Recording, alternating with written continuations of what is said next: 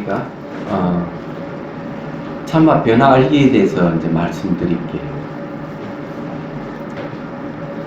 변화를 안다고 하는 것은 지혜를 뜻합니다. 왜 그런가 하면 우리는 늘 변화하는 속에 살면서도 변화에 익숙하지 않고 고정되어 있고 분리되어 있고 스스로 존재하는 같이 보이는 그렇게 인식하는 게 강해요. 얘기하자면. 그래서 변한다는 사실만 알아도 굉장히 자유로울 텐데 그렇지 못하다는 데 있어요. 어제 저녁에 그 강의도 했었습니다. 전번에 한번 명상에 대한 강의를 해달라 해서 거기에 이제 보니 문해진흥원이라는 게 있더라고요. 문해진흥원 맞죠? 네.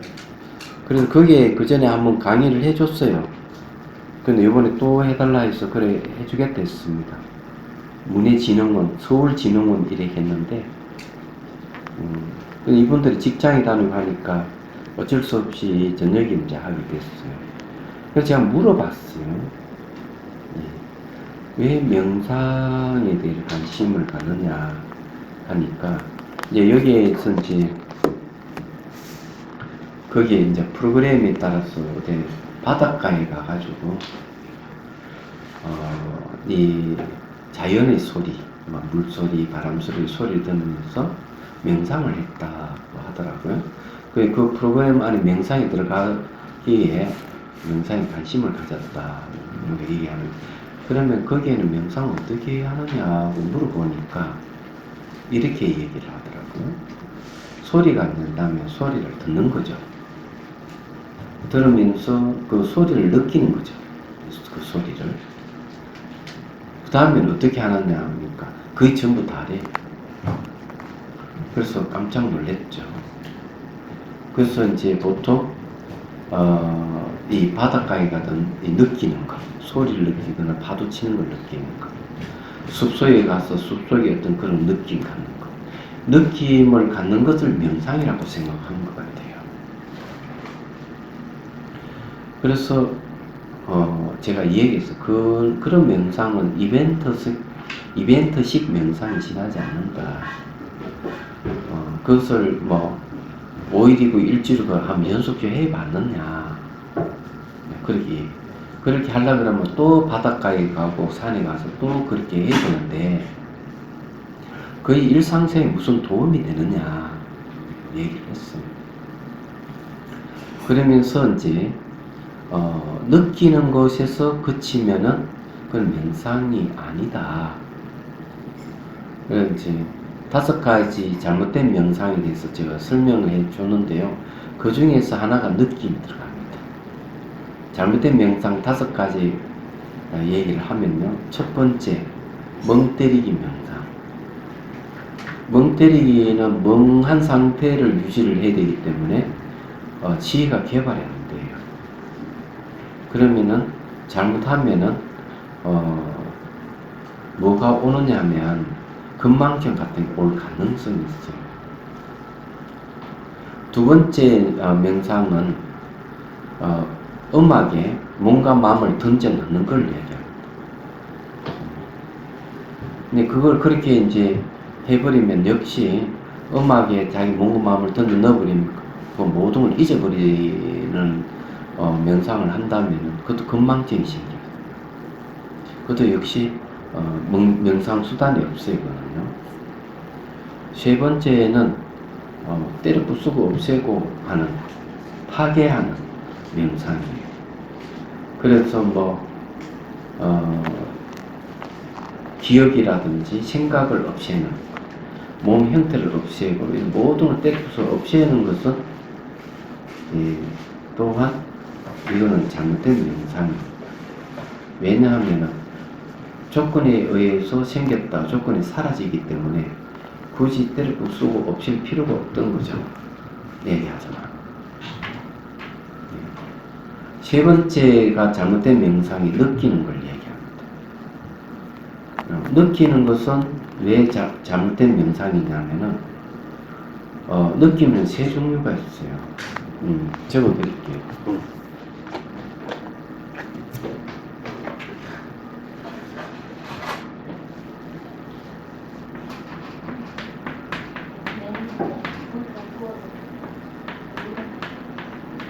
즐거운 느낌, 싫은 느낌, 무덤덤한 느낌. 자, 이 즐거운 느낌은 이걸 추구하게 되면은 탐욕이 있는 거예요. 무덤덤한 느낌을 추구하면은 이건 괴로운 느낌은 분노를 일으킵니다. 싫은 느낌이죠. 무덤덤한 느낌은 이거는 무지를 일으켜요. 그래서 이거는 이런 번뇌는 반드시 괴로움을 갖다 주죠.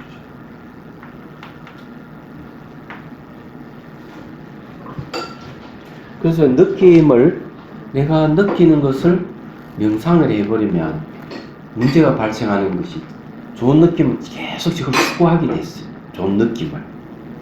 그럼 탐욕으로 가기 때문에 명상이 안 되는 거죠. 싫은 느낌 계속 배척할 거란 거죠. 무덤덤한 느낌은 그냥 지금 무엇인지 모르고 무지에 빠져버리는 거죠. 그러면 결국 저는 괴로움을 갖다 주기 때문에 명상이 될 수가 없습니다. 그 다음에 이제 마지막은 느끼려고 하는 것. 느끼려고 하는 것은 의도입니다.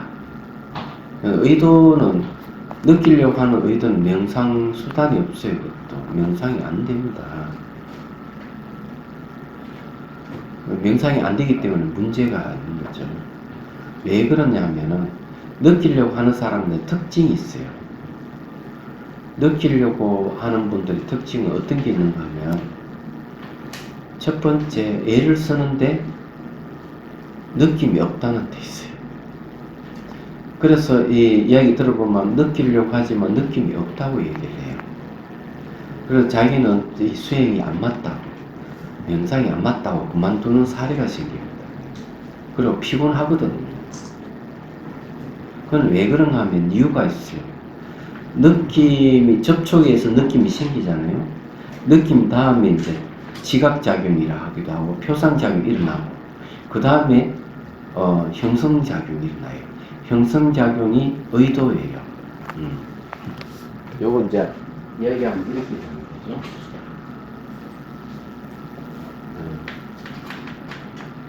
접촉, 주 계획이 접촉하는 거죠. 접촉하게 되면은 감각이 이게 이긴 느낌이죠. 그 다음에 이제 표상작용. 요거는 이제 감수작용. 그 다음에 이제 일어나는 게 형성작용. 안 보여요? 네. 안 보여요. 힘이네요. 이 분필이 희미했어요. 네, 분필이 안 좋으시죠. 이걸로 하나 하려니까 이 잘 안 나오더라고요.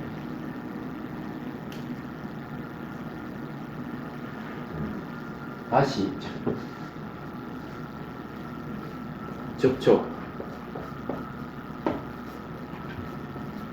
접촉에는 이제 감수작용이 일어나요.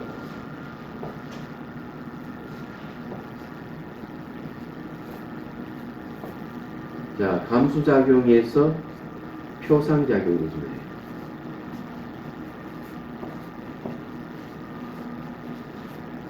표상작용에서 형성작용이 일어나요.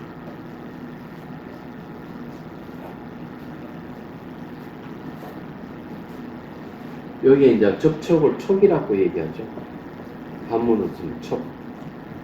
그 다음 감수작용을 감각이라고 그러는데 느낌이죠.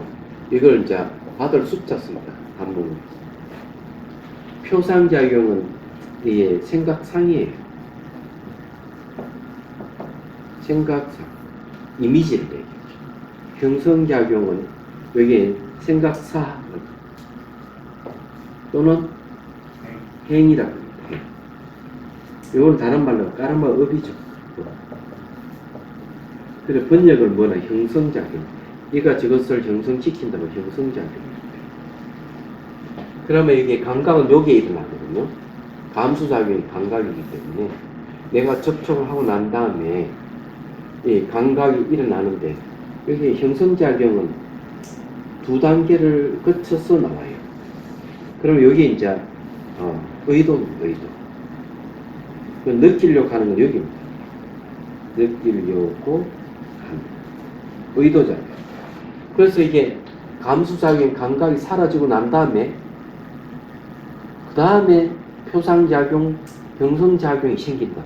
그래서 두 단계를 거쳐서 의도가 일어나기 때문에 감각 끝에는 감각이 벌써 사라지고 없는 거예요. 무슨 말이 이해되죠? 내가 느낌이 일어난 다음에 두 단계를 거쳐서 뭐가 일어나는 병성작용이 일어나기 때문에 의도가 일어나기 때문에 그때는 벌써 느낌이 지나가고 없다는 거죠. 느낌이 지나가고 없기 때문에 느끼려고 하는 순간 느낌이 없는 거야. 느낌이 벌써 빠르게 사라져 버린 거지.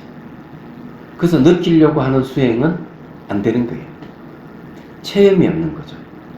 그래서 수행을 할 때 느끼는 걸 수행으로 해도 안 되고 느끼려고 해도 안 되는 거예요. 그럼 어떻게 해야 되느냐? 느낌이 생기면 느낌을 아는 것이 수행입니다. 첫 번째. 자, 우리가 이제 수행의 명상이라 하는 거 얘기를 해보죠.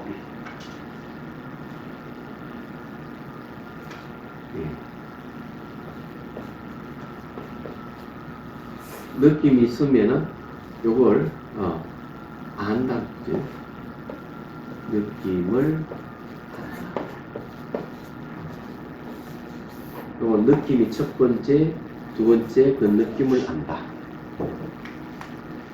자, 그 다음에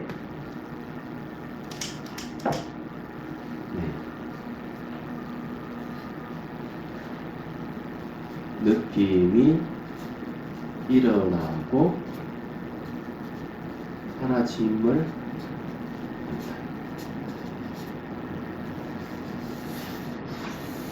세 번째. 자, 느낌이 일어나고 사라지는 거 안다면 여기 뭐 변합니다. 이때 비로소 이제 이 안다하는 알미 뭐뭐 알아차림이에요. 간단해요. 그런데 느낌을 알면서 더 나아가지고 아 느낌이 생겼다 사라졌다 하는구나 하고 아는 거죠. 이렇게 알아차립니다. 이게 이제 이때의 느낌이 뭡니까? 맛이잖아요. 우리가 맛의 변화 알기는 맛이라는 느낌이 일어나고 사라짐을 아는 것이 여기서 말한 맛 변화 알아차리기입니다. 맛 변화 알기예요. 그래서 이걸 뭘 얘기하는가 하면 이런 가르침은 바로 지혜를 갖다 준다.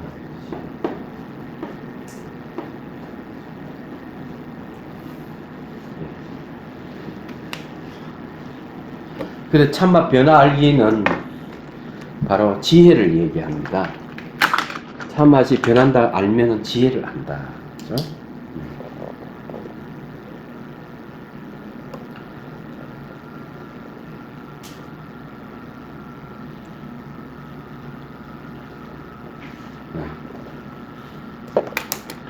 이게 아주 중요해요. 그래서 여기서는 이제 맛이 일어나고 사라짐에 더 나아가서 지나간 맛은 돌아오지 않고 미래의 맛은 오지 않았어도 현재의 맛은 머물지 않는다.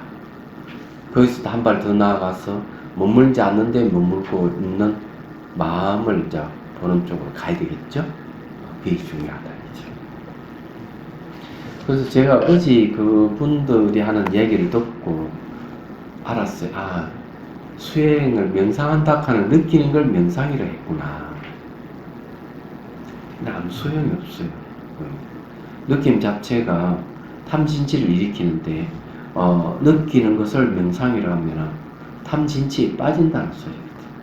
안 돼요. 그런데 변화를 안다는 것은 도대체라면 어떤 의미를 가지고 있느냐 하는 거예요. 변화를 안다는 거예요. 그런데 이 변화를 아는데 이익이 없다면 아무 소용이 없잖아요. 그래서 이제 얘기를 하자면 이런 얘기예요. 소리 있잖아요. 우리 소리 때문에 막 청감 소음 때문에 사람들이 싸우잖아요. 그죠? 그래가지고 소송이 걸리기도 하고 칼부림 나기도 하고 또 사람 죽기도 하고 그러죠. 근데 소리를 그냥 들으면은 위에서 막 애들 우당탕탕 하고 막 화가 나가지고 막 그냥 그 집에 전화를 하고 이러는데, 자, 소리가 생겼다 사라졌다 변한다 하는 사실을 알면 어디 될까? 그래서 지나간 소리는 돌아오지 않고 미래 소리는 오지 않을 수 없고 현재 소리도 매 순간 변한다? 그걸 내가 알아차리고 있다? 그 다음부터는 우리가 애가 우당탕탕탕 해도 아무렇지도 않아요. 희한한 일이 생기는 거죠. 왜? 소리가 변하는 것은 내가 소유할 수 없기 때문에. 소유할 수 없는 소리는 그 소리로부터 벌써 자유로워져 있다는 거죠. 그래서 이 창경궁에서 그걸 하잖아요. 창경궁에서 뭘 하느냐?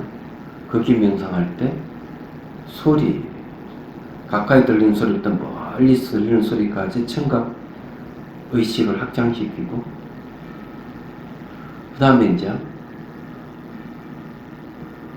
그 속에 똑같은 소리가 있는가 살피고, 똑같은 소리가 없으면 변한다는 거죠.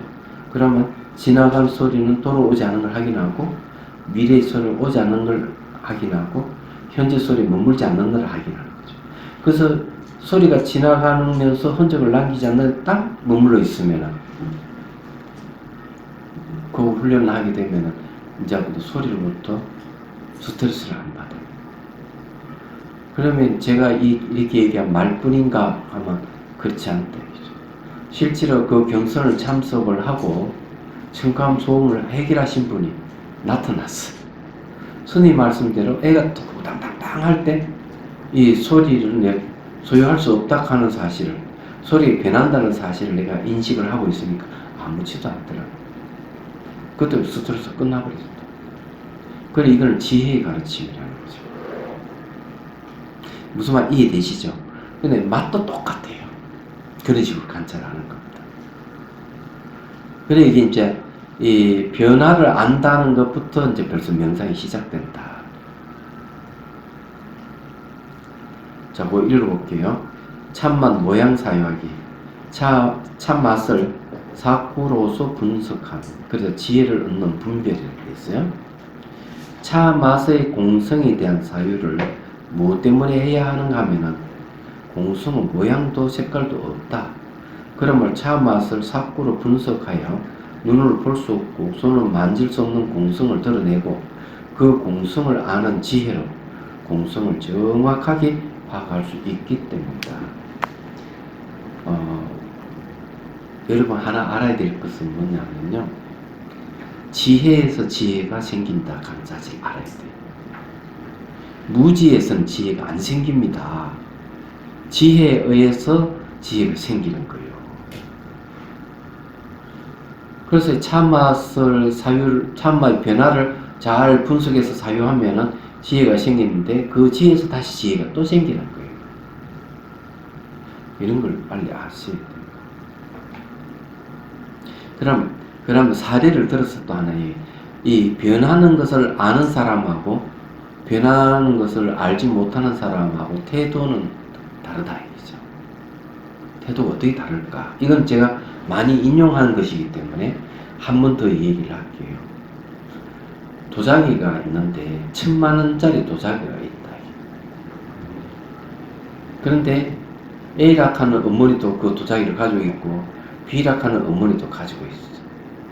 그런데 A락하는 어머니는 재테크 한다고 그걸 샀어요. 저 두면 또 값이 올라가면은 또 팔고 이렇게 하려고. 물론 B락하는 어머니도 똑같은 생각을 가지고 있었던 거예요. 그런데 집에 아이가 놀다가 툭 건드렸어. 탁 깨진 거예요. 근데 A락하는 어머니가 그걸 보고 화가 난 거예요. 이놈아 이게 얼마짜린데? 하고 아이를 야단쳤어요. 그 이분은 그 1,000만 원짜리가 사라진다는 생각에 화가 난 거죠. 그런데 비락하는 어머니는 어땠을까? 그게 탁 깨지니까 이 어머니는 얘 너 어디 안 다쳤니? 이렇게 싹 바뀌었습니다. 이게 왜 그랬을까? 비락하는 어머니는 이 도자기에 깨질 성질을 가지고 있다가 알고 있었던 거예요. 그래 오히려 그걸 깨뜨렸을 때 아이가 다치지 않는가 염려됐던 것이죠. 변한다고 알고 있을 때는 그만큼 그 대상으로부터 집착이 떨어져 나가고 있는 거죠. 근데 A락하는 어머니는 그 생각을 못했던 거예요. 그래 부서지니까 화가 난 거죠. 이런 차이가 있다는 거죠. 이 변하는 것의 차이예요. 변화를 아느냐 모르느냐. 그래서 차 명상을 할 때 차 맛의 변화 알기를 차를 마실 때마다 차 맛을 변화를 체크하는 사람은 집착이 맛에 대한 집착, 사물에 대한 집착이 그만큼 없는 거예요. 반면에 그만큼 사물에 대한 자유로움이 있는 거죠. 얘기하자면. 이게 다른 점이에요.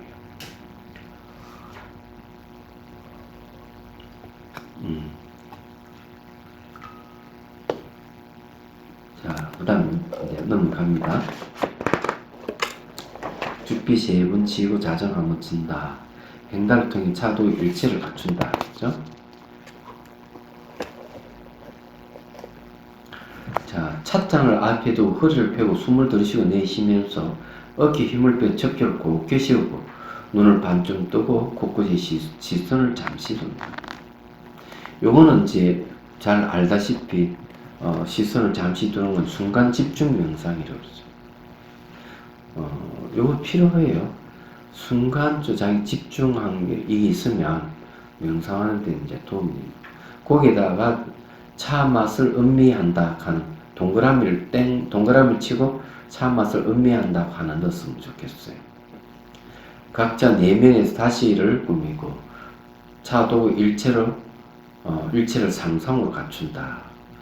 해놓고 거기에 감로차 마시기 명상 동그라미를 쳐서 감로차 마시기 명상 이거 넣었으면 좋겠어요. 이 말은 처음 시작할 땐 차 맛을 음미하고 그 다음 내면에 이제 다시를 꾸미기에 도구를 상상을 갖출 때 그때는 상상으로 감로차 마시기를 하는 거예요. 자, 안내 음성이 끝나면 명상자는 안내 음성 없이 자종 소리를 지르는 상상소에 다시를 꾸미고 차도 일체를 갖춘다. 상상에서 나와 알아차림하면서 찻잔에 차를 따른다. 찻잔을 잡고 마치 한 손이 연코에 피듯이 한 손으로 찻잔을 들고 한 손을 받쳐준다. 또는 두 손을 감싸 안고 둔다. 자, 그 다음에 이제 먼저 육지 수많은 강물이 흘러 바다에 이르면 모두 똑같이 한 맛이 됨을 이미지하여 명상한다. 이때도 역시 차잔을 한 차 맛을 딱 보고 이 차물이 쭉 몸에 쭉 흘러서 몸에 이제 강물같이 흐르는 거죠.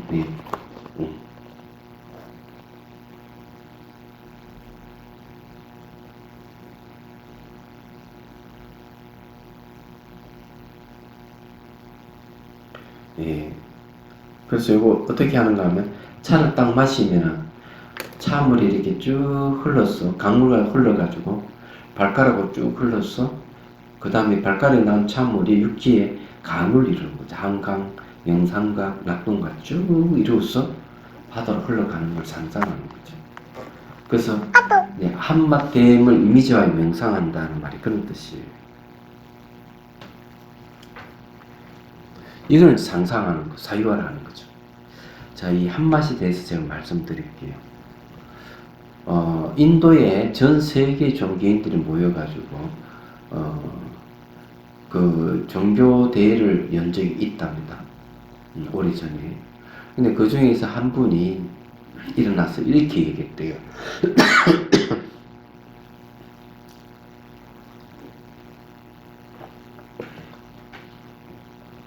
이 차도 별로 좋은 차는 아닌데.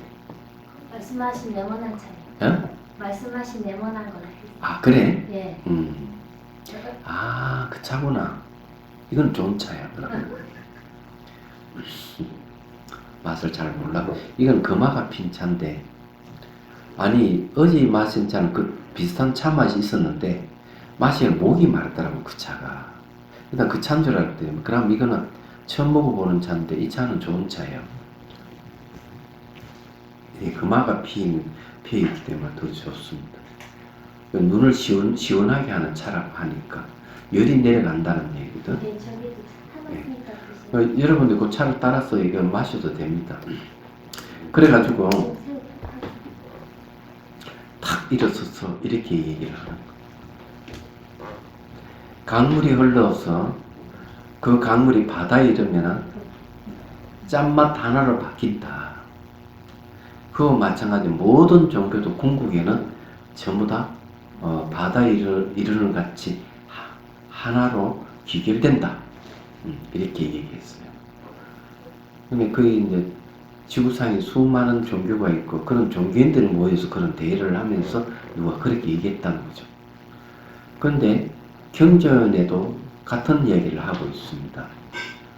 육지의 수많은 강에는 이름이 각각 있지만 그 강물이 바다에 이르게 되면은 그 강의 이름을 다 버리고 바다의 짠맛 하나로 다 바뀐다. 그걸 유임이라고 그래요. 그리고 여기서도 상상하는 거죠. 쭉 상상해서 전부 다 하나로 돌아간다고 상상하는 거예요. 무슨 말인지 이해가 되시죠? 네.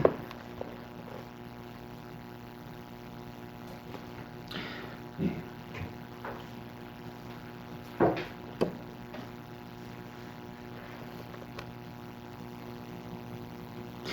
수많은 강에는 이름이 있지만 강물이 흘러 바다 이름은 똑같이 한 맛이 됨을 의미한다. 그렇게 봅니다. 선생님 저 네모난 차요 보이차처럼 두세 번 이렇게 씻어내야 되는 거죠. 한 번만 그래도 저거는 먹을 때 제일 좋은 방법은 커피 마시는 게 있잖아요. 종이 글름망 있잖아요. 예. 그 필터를 삼아가 그거 넣어가 뽑아 먹으면 돼요. 여러 번 한 10번 이상 뽑을 먹을 수 있을 겁니다. 이걸 마시니 목소리 다잖아요. 맛은 그랬는데 그래서 이 차는 좋아요. 그냥 먹어도 되고. 예, 어제 이거 비슷한 차가 있었는데 그 차는 아니었어요. 그래 목이 말라가지고 탁 걸리더라고요. 이건 이제 그게 없습니다. 자, 그 다음에 이제 빛깔과 향기 그리고 맛을 두고 나누어 음미하고 찻잔을 내려놓으면서 다음과 같이 사유한다. 자, 이게 이제 차맛 이 찻잔 이게 이제 차상에 찻잔을 놓아두고서 또는 찻잔 없이 사유한다 그랬어요. 그리고 차맛이 자성으로 존재하지 않음을 사유한다. 그게 여기 목적이에요. 그래서 이 차맛을 네 가지로 구분하여 분석하는 거죠. 자, 첫 번째는 차 맛을 감지하고 그 차 맛이 이미 내 안에서 차를 맛보기 전부터 혀에 맛이 있는가를 살핀다. 차 맛이 혀에 이미 있었다면 굳이 차를 마실 필요가 없다. 또한 차 맛이 변하지 않고 상주하는 모순이 생긴다. 이 차를 맛보기 전에 이미 차 맛이 있다면 상주하는 것이다. 그렇지만 현실은 차 맛이 변한다 이거죠.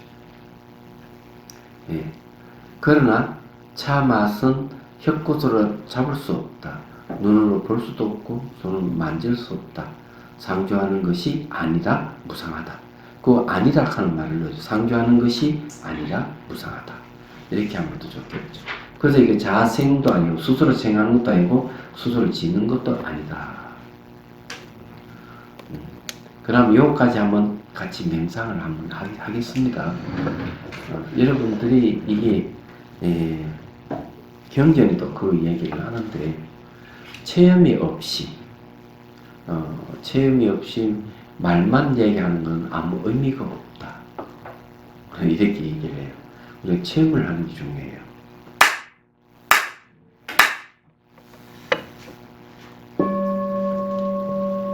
자, 숨을 들이쉬고 내쉬고 힘을 쭉 빼고 척추는 곱게 세우고 자, 시선을 곳곳이 잠시 둡니다.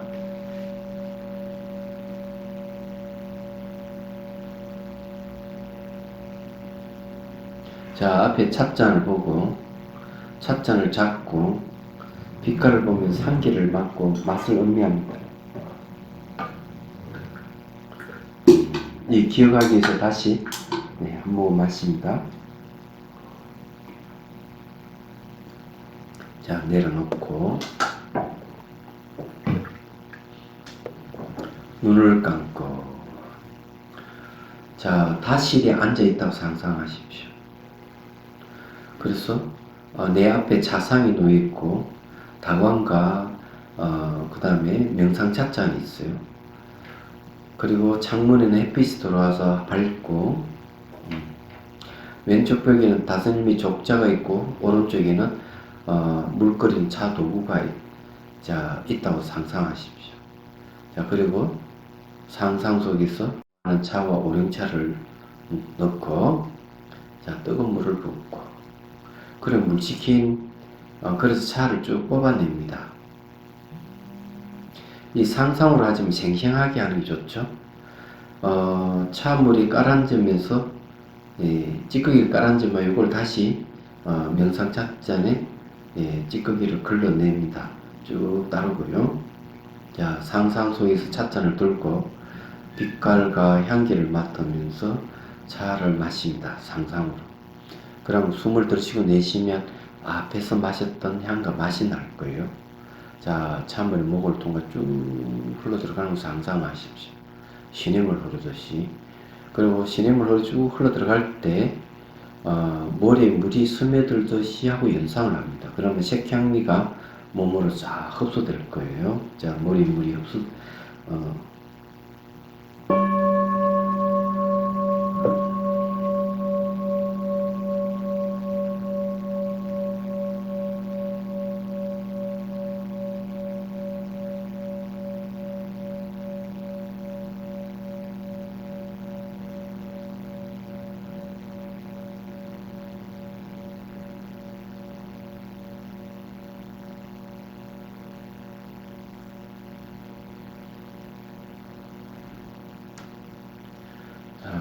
상상 속의 찻잔을 내려놓고 자, 이제 눈을 뜨고요. 자, 앞에 찻잔을 잡고 자, 차를 이제 이렇게 감사지도 이렇게 하시죠. 큰 잔을 이렇게 하면 좋죠. 작은 잔은 이렇게 딱 잡고 턱 밑 당기면 좋아요. 요건 연꽃이 피어있는 깨달음을 상징하는 포처예요. 두 손을 이렇게 잡고 하는 거는 너가 나가 둘이 아니다는 의미를 갖고 있어요. 이렇게 잡으십시오. 자, 그리고 차를 마십니다. 그 찻잔을 딱 내려놓고 눈을 감고 명상을 해봅니다. 자, 찬물이 목을 통해 쭉 흘러 들어가면서 몸 안에 강물을 이루면서 쭉 흘러서 강물같이 흐르면서 발가락 끝으로 쭉 흘러나가는 상상하십시오. 그리고 발가락 끝에서 찬물이 쭉 흘러서 강을 이루는 걸 상상합니다. 지구 위에 수많은 강을 이루고 쭉 흘러서 바다에 이르는 걸 상상합니다. 지구에 있는 수많은 강의 이름이 있지만 강물이 흘러 바다에 이르면은 강의 이름을 다 버리고 바다라 하는 한 가지 맛으로 다 귀결됩니다. 자, 그렇게 한번 여러분 명상해 봅니다.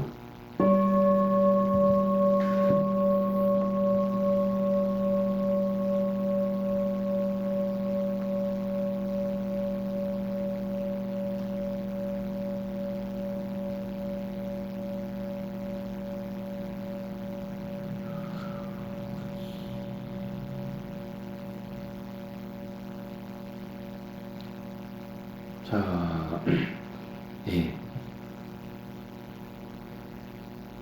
눈을 뜨고요. 다시 찻잔을 잡고, 잡고, 첫 번째 차 맛을 감지합니다. 그 들고 있는 채로, 예. 맛을 딱 보고요. 지금 차를 마심으로써 맛이 있는 것이죠. 차를 마시기 전에 차 맛이 있다면은 차 마실 필요도 없고 그 차 맛은 매 순간 변하지 않고 항상 상주해야 됩니다. 그래서 현실적으로 우리 차 맛이 변한다는 걸 알 수가 있죠. 그래서 차 맛은 상주하는 게 아니다. 자생, 스스로 생하는 게 아니고 스스로 짓는 것이 아니다는 걸 알 수가 있어요.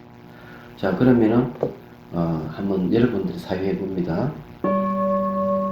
자, 찻잔 내려놓으십시오. 힘드니까. 자, 내려놓고 상상으로 딱 차 맛을 음미하면서 상해 봅니다.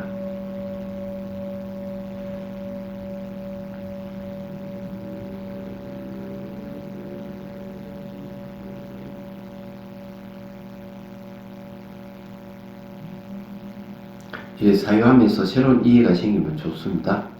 자, 다시 두 번째 찻잔을 잡고 차를 음미합니다.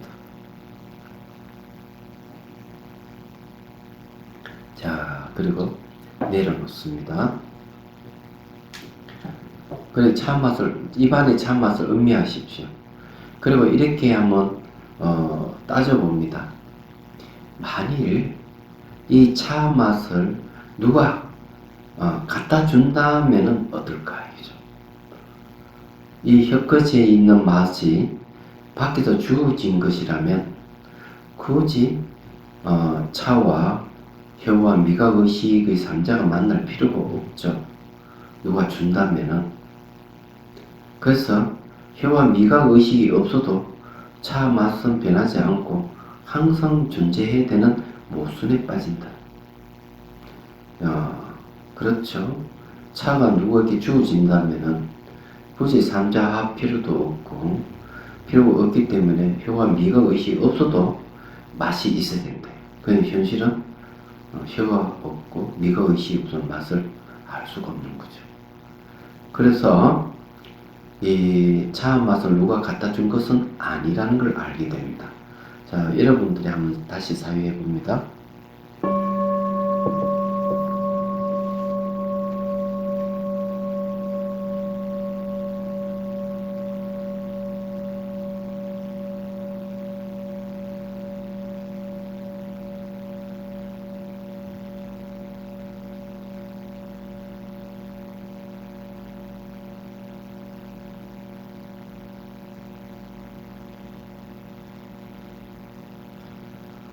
자, 다시 눈을 뜨고, 이거는 이제 타생이 아니죠. 자작이 아니라는 거죠. 예. 자, 다시 찻잔을 잡고, 자, 차를 다시 음미합니다. 내려놓고, 자, 이렇게 생각을 하십시오.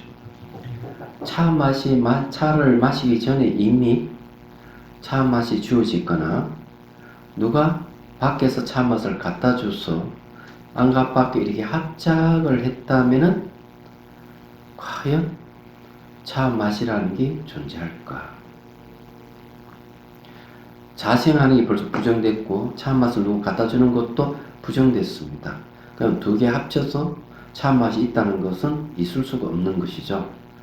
차 맛은 단지 혀와 차물과 미각의식 3자에 의해서 이루어진 것이지 자생한 것도 아니고 누가 갖다 준 것이 아니다 하는 걸 알 수가 있어요. 그래서 자타생이 아니거든. 여러분들이 한번 또 사유해 봅니다.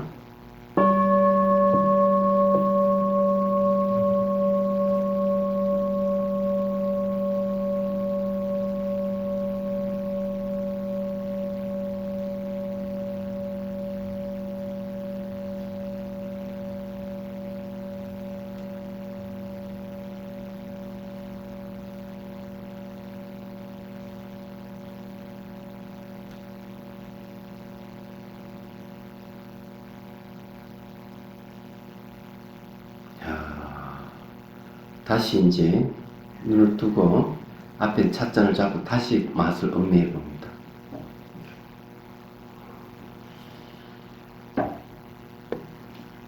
내려놓고 현재 혓바닥에 차 맛이 있는데 만일 이 차 맛이 원인 없이 생긴다면 하늘에서 뚝 떨어지거나 땅에 솟아났다면 어떨까? 그렇다면 굳이 차를 마실 필요가 없죠. 차 맛이 원인 없이 팍팍팍 생기니까 내가 찻잔을 들고 차를 마신다 한들 의미가 없는 것이죠. 그래서 이런 마치 맛이 호응하고 뿅 하고 나타나거나 땅에서 솟아나는 것이라면 잘못된 것입니다. 그래서 원인 없이 생기는 것은 잘못된다 하는 거죠. 그걸 무인생이라고 합니다. 자, 그럼 여러분이 한번 사유를 해봅니다.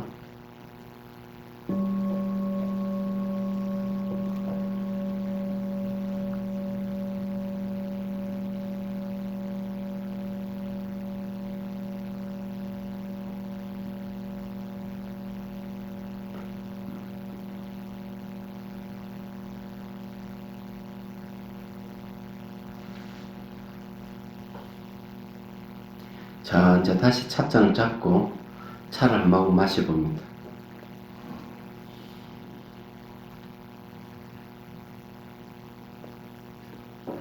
자, 찻잔을 내놓고 입 안에 찬맛을 잘 살펴봅니다. 그러면 이 찬맛은 혀와 찬물과 미각의 삼자가 만나서 맛이 생긴다는 걸 알 수가 있어요. 이 진실이에요. 자, 그러면은 이런 차 맛이 나게 하는 것은 누가 차를 배달을 해줬기 때문에 그렇죠. 그리고 누가 차를 또 법제했기 때문에 그렇고, 그렇다면은 이 차 맛은 이 법제를 한다면 차를 따는 사람이 있어야 될 것이고, 차 따는 사람이 있다는 것은 차나무가 있다는 것이고, 차나무는 흙이 필요하고 물이 필요하고 공간이 필요하고 온도가 필요하죠. 햇빛이 있어야 강압수 작용을 합니다. 그렇다면은 햇빛은 태양에서 태양 우주에 있는 거죠.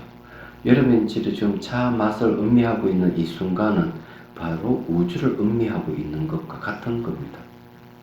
얘기하자면, 자, 그러면 여러분들이 이렇게 한번 사유를 해봅니다. 차 맛에서 우주까지 갔다 오는 거예요.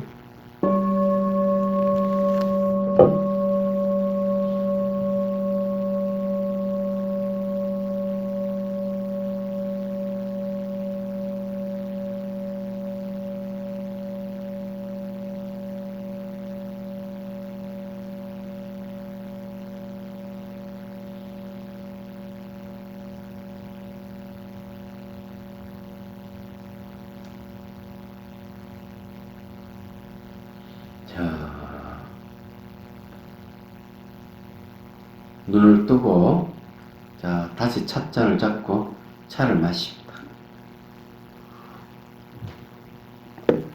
그리고 가만히 이제 차가 목을 통해 쭉 흘러들어가면서 몸에 스며드는 걸 지켜봅니다.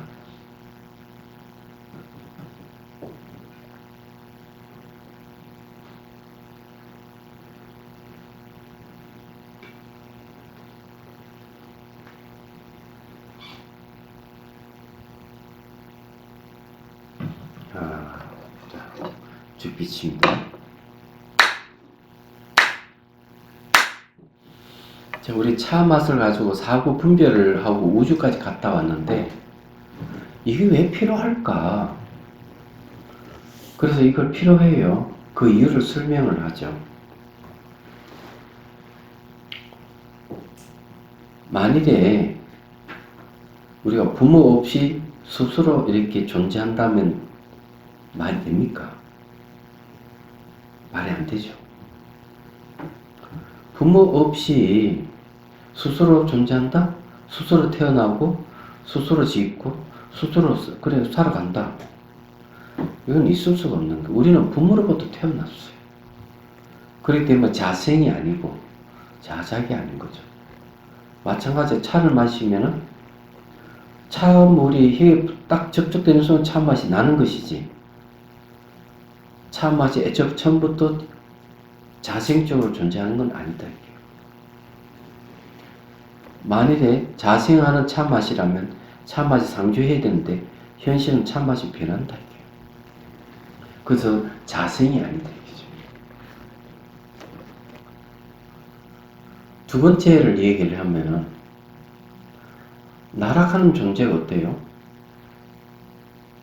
저기서 온 것이냐 이거죠. 딴 부모가 나를 갖다 줬냐 이게, 태어났느냐 이게, 딴 부모에게서 타생이냐 이게 아니죠. 우리는 나와 인연 있는 부모님에서 내가 태어난 것이지 다른 부모에서 내가 태어난 건 아니다 이게. 타생이 아닌 거예요. 그래서 차 맛도 똑같은 거예요. 내가 차를 딱 마시는 순간 차물이 혀에 부딪히면서 맛이 난 것이지 이 차맛을 누가 갖다 준 게 아니다. 이해가 되죠? 그죠? 세 번째는 그러면은 어떤가요? 세 번째는 내 스스로 태어나고 살고 또 다른 부모에서 내가 태어났다. 그래서 이 두 가지가 합작돼서 나는 존재한다 이러면 그게 맞겠느냐 얘기죠. 자생이 부정되어 있고 타생이 부정됐는데 이 두 가지를 합작해서 내가 있다? 있지 않는 거죠. 우리는 여전히 부모로부터 태어난 것이지 스스로 태어난 것도 아니고 딴 부모에서 태어난 게 아니다 이거죠. 그래서 자타작이 아니다. 네 번째 차를 딱 마셨으면은 차 맛이 있잖아요. 근데 이것이 하늘에 떨어져서 나온 거냐, 땅에 솟아서 나온 거냐, 혹은 뿅 하고 나타난 것이냐 하면은 차 맛은 그렇지 않죠. 사람도 마찬가지. 부모 없이 뿅 하고 나타날 리는 없는 거죠.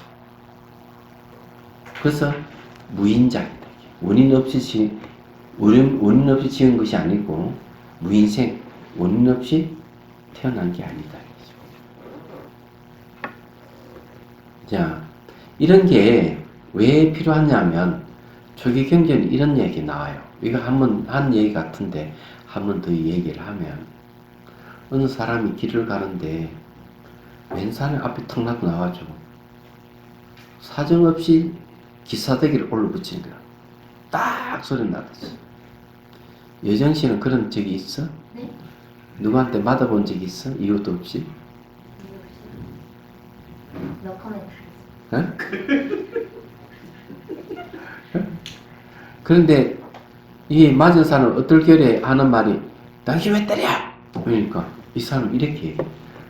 우연히 손에 올라가 가지고 우연히 당신 뺨을 때렸을 뿐이지 나와 아무 관계가 없다 이러는 거예요. 관계없다 하는 건 이 뭐 자생하고 관계되는 거죠. 수수생했다 이 말이죠.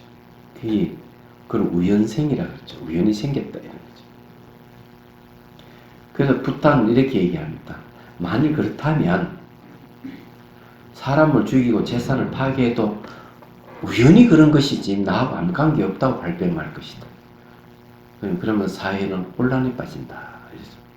우연은 안 되는 거죠. 두 번째, 또 길을 가는 웬 사람이 막 사정없이 기사대에 올라붙여서 황당히 당신 왜 때려? 하니까 이렇게 얘기해. 전생부터 당신을 때리게 돼 있다. 그 때렸다 이게. 이걸 뭐라면 결정노래를. 그건 나하고 아무 상관이 없다는 거예요, 이 사람은. 그러면은 어떤 문제가 발생하느냐? 여전히 사람을 죽이고 재산을 파괴해도 전생 때부터 그렇게 딱 결정되어 있어서 그렇다. 이렇게 얘기할 거 아니에요. 그러면 이건 역시 사회가 혼란에 빠진다. 이게. 자기 책임을 안 지는 거죠. 세 번째 이제 얘기인데, 가다가 웬 사람이 또 딱 때렸어. 너무 기분 나빠가지고 왜 때려? 하니까 이렇게 얘기해. 나하고 아무 관계 없어. 당신 되는 건 신의 뜻에 의해서 되는 거야. 이게 신이론이다 그래. 그렇다고 이것도 역시 문제가 된다 이야. 사람을 죽이고 재산을 파괴하더라도 신의 뜻에 의해서 그렇다 해요. 그럼 이거 난리 난 거 아니에요. 신이론입니다. 그래서 이 창조신을 매개라는 종교는 창조신의 이름을 가지고 사람을 죽인 역사가 있는 거죠. 그래서 종교 전쟁을 벌입니다. 신교, 구교가 막 싸우기도 하고 이슬람하고 기독교가 싸우기도 하고 역사는 그런 거죠. 오늘날도 그게 있어요. 미식 축구하면은 알아요. A팀을 응원한 사람은 다 무릎 꿇고 하나님 아버지 A팀을 이기게 해주십시오 이러잖아. B팀에 가면은 B팀에 위해서 또 이렇게 얘기합니다. 하나님 아버지 B팀을 A팀을 반드시 이기게 해주십시오. B팀을 그런 거죠. B팀은 그렇고 A팀은 B팀을 이기게 해달라고 그러고. 그러면 신은 누구 편을 들어야 되죠? 편 못 들어요. 안 그래요? A팀도 편을 못 들고 B팀 편을 못 드는 거죠. 근데 이런 모순이 왜 생기느냐? 신하고 아무 관계 없어요. 사람들 생각이에요. 그 우리 어떤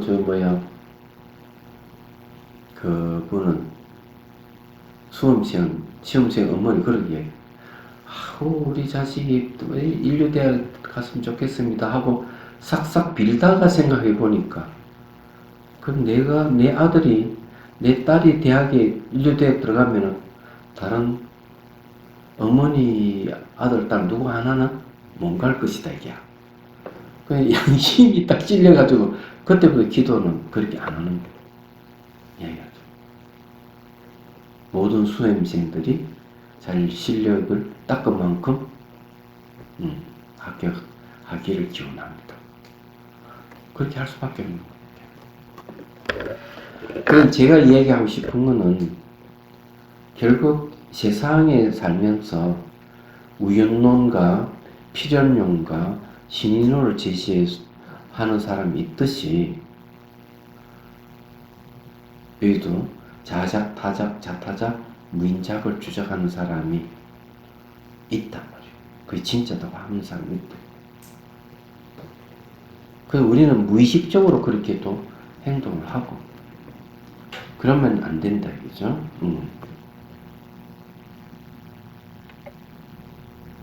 그래서 여기 이제 얘기를 하자면 차가 찬물이 흙과 땅 만났을 때 일어난 현상은 우연도 아니고 필연도 아니고 신의도 아니다.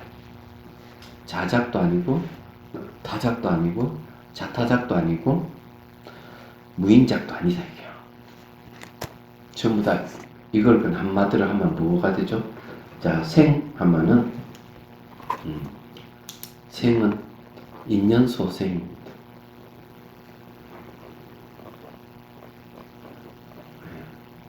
해답이 인연소생이에요.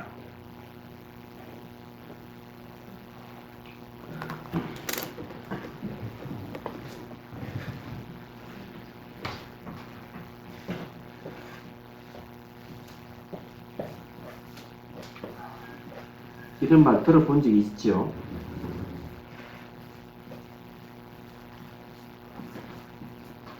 인과 연애에서 우리는 태어난 거예요. 자, 인이 어머니일 수가 있고 연이 아버지일 수가 있죠. 반대로 인이 아버지일 수 있고 연은 어머니일 수가 있습니다. 그래서 인연이라고 하는 것은 어머니와 아버지가 서로 인이 되어서 내가 태어나는 인연 소생입니다. 자생, 타생, 자타생, 무인생이 아니에요. 마찬가지로 차도 인과 연이 만나서 차맛이 나는 거예요. 이게 인연 소생이에요. 이런 이치를 분명히 알면은 우리가 어떤 억울한 일을 당했을 때도 마음이 유한이 됩니다. 엉뚱한 일이 딱 당하고 하면 당황하지만 따져보니까 아, 이런 원인과 이런 조건에서 내가 이런 일을 당했구나. 알 수 있는 거야. 아, 그럼 다음에 조심해야 되겠다. 할 수가 있는 거죠. 그리고 이치를 알게 되면은 자기가 당한 것에 대해서 소원함이 그만큼 줄어들어요. 스트레스가 줄어들어요. 근데 아무 이유도 없는데 내가 두드려 맞았다. 이유도 없이 두드려 맞았는데 그 이치 왜 그런지를 전혀 이해가 안 된다면 더 화가 나는 거죠. 사람이. 막무가내로 변하죠. 그래서 우리가 어떤 사건이나 사물을 이해할 때는 항상 원인과 조건에서 생겼다 사라졌다 한다는 사실을 알면은 그 변화를 알면은 그만큼 마음이 자유로워진다. 그 지혜 이야기를 하는 거죠. 여러 가지 원인에 의해서 그렇구나. 그럼. 네? 여러 가지 원인에 의해서 그런 거죠. 말하자면은. 근데 그 원인을 파악을 못할 수도 있죠. 어? 원인이 파악이 안 되는 경우도 많잖아요. 근데 물론 누군가에 의해서 그렇게 만들어졌다는 건 알고 머리는 알고 있는데. 그래서 네. 뭐가 필요한지 아세요? 사이. 사유하고 분석하는 힘이 있어야 됩니다. 자, 예를 들어 가지고 보십시오. 아베가 느닷없이 그 수출 규제를 한다고 나섰잖아요. 그럼 처음에 아베가 하는 이야기는 뭘 원인을 들었는가 하면은 이 신용 갔다 온 사람 대한 이야기를 들었어. 아니 우리 배상이 끝났는데 왜 돈 더 내라 그러냐. 화가 난 거죠. 그 이야기를 했어요. 그런데 그걸 근거로 해가지고 수출 규제를 하는 거는 WTO에서 안 믿게 하는 거예요. 안 그렇겠어요. 그거는 경제보복이야. 원인이 없는. 그래서 그 다음에 딱 들고 낸 게 뭔지 아세요? 안보라는 데였고. 현재 이 수출물이 북한은 홀로 들어가고 있다. 야. 그럼 이건 말이 돼요. 그래서 수출 규제를 한다. 말이 되는 거죠. 그래서 처음에는 그것이 말이 안 됐는데 두 번째는 안보를 들어서 이 얘기를 하니까 말이 되는 거예요. 그게 뭔가 하면 원인과 조건을 갖춘 것이죠. 그래서 수출 규제라 하는 결과가 맞다. 이래 나오는 거야. 그러면 그거 아니라고 주장하려면 어떻게 해요? 분석을 하는 거죠. 분석을 해보니까 우리는 일본보다 훨씬 더 안보에 여러 나라의 승인을 얻어야 되고 여러 가지 절차가 있기 때문에 함부로 할 수가 없는 구조로 되어 있는 거죠. 그러면은 일본이 주장한 안보를 주장해서 수출 규제를 하는 게 맞지 않다 하는 게 이제 드러나는 거죠. 그래서 오늘 아마 그 WTO의 그 이사회에서 지금 계속 설전을 벌였을 가능성이 많아요. 아마 지금 하고 있는지도 몰라요. 얘기하자면. 그럼 어떤 게 더 정확하게 원인과 조건이 맞춘 이야기냐 이걸 살펴볼 것이다. 그러면 이것이 정당한지 수출 계획 정당한지 안 그러면 보복인지 판단을 하는 거죠. 무슨 말 이해되시죠? 네, 하지만 정치적인 거 그런 거는 우리 분석하는 분들이 많고 뉴스나 매스컴을 통해서 오히려 그거는 역사적인 사실이고 그런 분 이해가 되는데 예를 들어서 그 의붓 아들을 그냥 얼마 전에 그 질식해서 죽은 여자 있잖아요. 그 여자는 그냥 자기 새로 재혼한 남편의 아들이 그냥 6살 정도 됐는데 그냥 지금 이제 그 원인도 모르게 그냥 그 여자가 그 아들을 죽였잖아요. 그거는요. 근데 그 원인은 어떻게 그러면? 심리적인 거죠. 심리적인 거. 자기 그 의붓 아들을 죽인 그 여자의 심리 상태를 조사해야 돼요. 그 심리가 원인이에요. 어떤 심리를 갖고 있나. 그 사람이 어떤 스트레스를 받고 있고 어떤 생각을 갖고 있느냐에 따라 그게 이제 나오는 거죠. 살펴보면 죽인 원인이 있는 거죠. 그건 대체적으로 우리가 그런 분석해 보면요 이렇게 나오죠.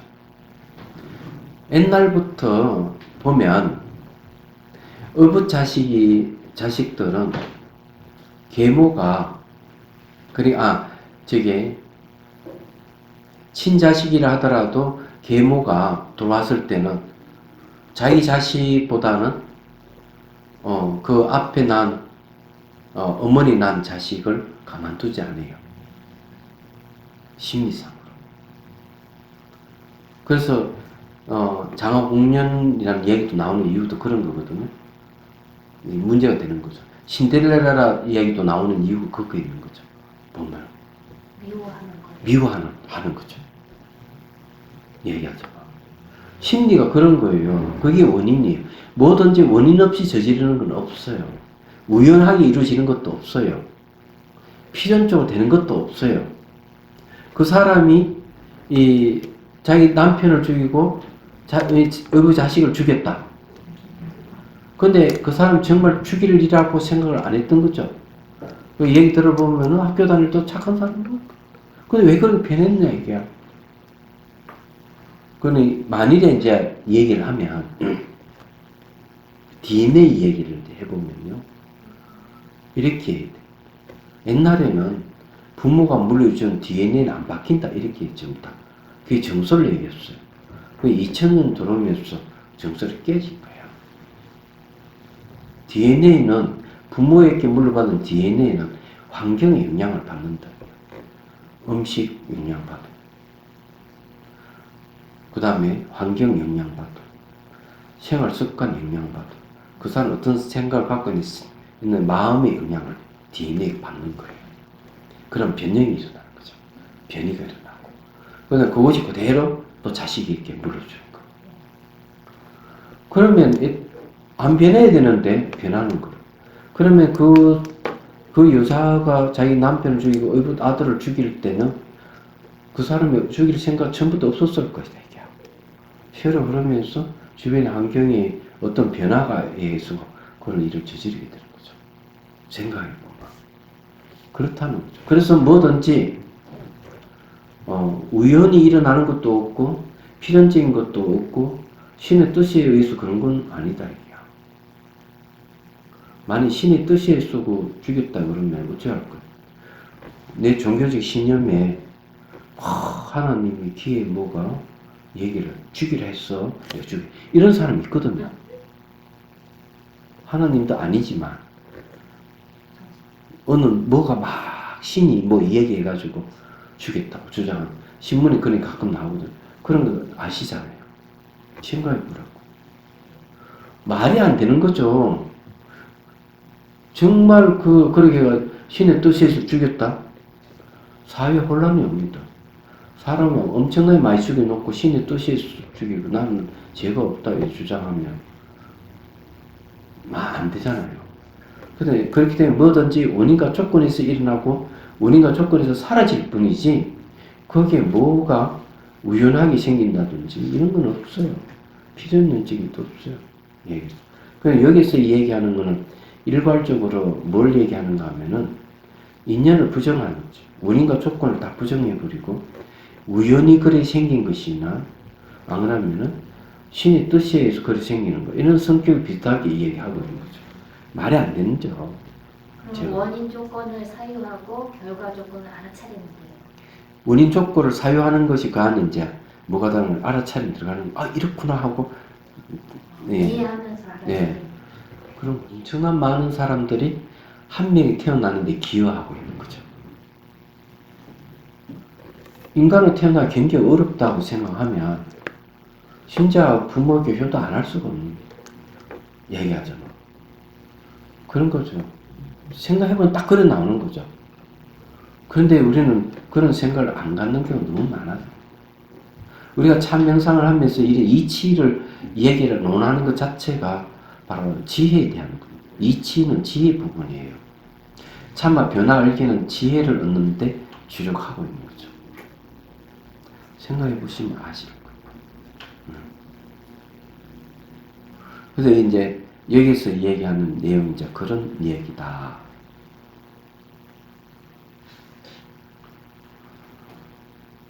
그래 보면 참 이건 굉장히 논리적인 내용이잖아요. 명상은 종교적인 게 없어요. 명상은 명상은 딱 두 가지밖에 알아차림이나 직관과 분석 사유하는 추론 이 두 가지밖에 없어요. 진실을 아는 방법 두 가지를 사용해요. 여기서 우연도 부정하고 필연도 부정하고 신의도 다 부정하는 거예요. 얘기하죠. 딱 두 가지. 알아차림이나 직관, 사유 분석이란 추론. 이 두 가지로 다 진실을 알아내는 거예요. 그래서 이제 학자들이 딱 그래요. 21세기에는 딱 두 가지 문제다. 이게. 하나는 환경 문제가 일어날 것이고, 두 번째는 전국 인구가 감소할 것이다. 종교적 의례 참여 안 한다, 사람들이. 대신에 명상하는 인구는 늘어난다. 이렇게 얘기해요. 그거는 어떻게 보면 인간이 이게 사유하는 힘, 지성의 힘이 어느 때보다 강력하다는 얘기죠. 제가 보기엔 그래요.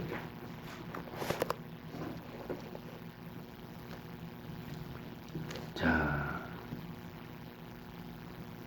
일미 지혜를 얻는 과정과 사유함, 이걸 잡고 여기 좀 더 어렵습니다. 시작을 알리는 죽비를 3번 치고 자중을 1번 친다. 찻잔을 앞에 두고 허를 펴고 숨을 들이쉬고 내쉬면서 어깨 힘을 빼고 척추를 곧게 세우고 눈을 반쯤 뜨고 곳까지 시선을 잠시 둔다. 각자 내면에서 다시를 꾸미고 차도 일치를 상상을 갖춘다.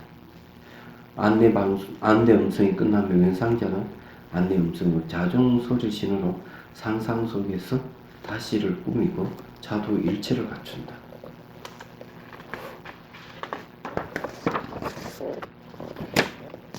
상상에서 나와 알아차림하면서 찻잔을 잡으러 갔다. 마치 한 손이 연꽃이 피듯 한 손으로 찻잔을 뜨고 한 손을 받쳐줍니다. 또는 두 손을 감싸 안고 듭니다. 먼저 육지에 수많은 강물이 흘러 바다 이름이 모두 똑같이 한 맛이 됨을 이미지하여 명상합니다. 자, 이것도 이제 이렇게 하면은 차를 한 잔 마시면 좋겠죠. 예.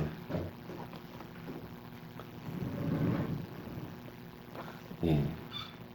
그렇게 하면 훨씬 좋겠습니다. 자, 여기는 이제 총 6가지 과정이 있어요. 이게 진짜 어려워요. 과정.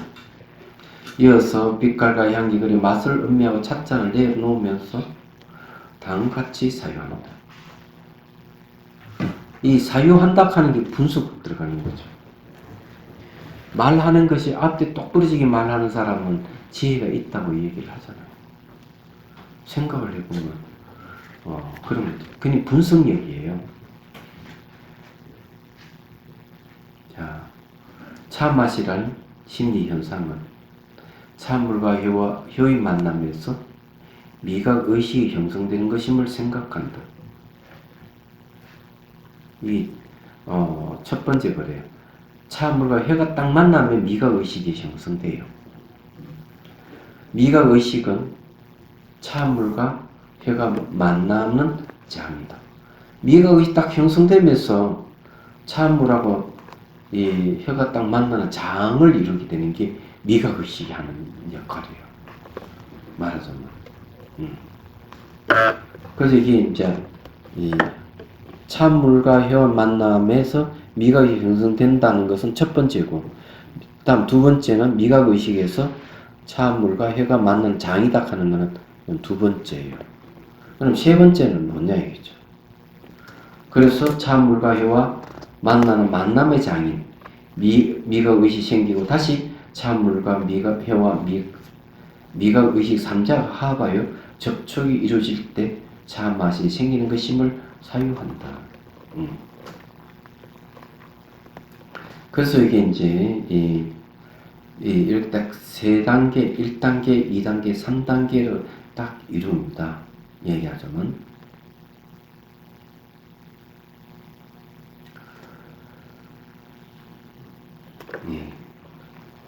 그럼 이제 거래소가 차물과 혀와 만남의 장이 미각이 생기고 하는 거는 지워버려도 되겠네. 앞에 했으니까. 예.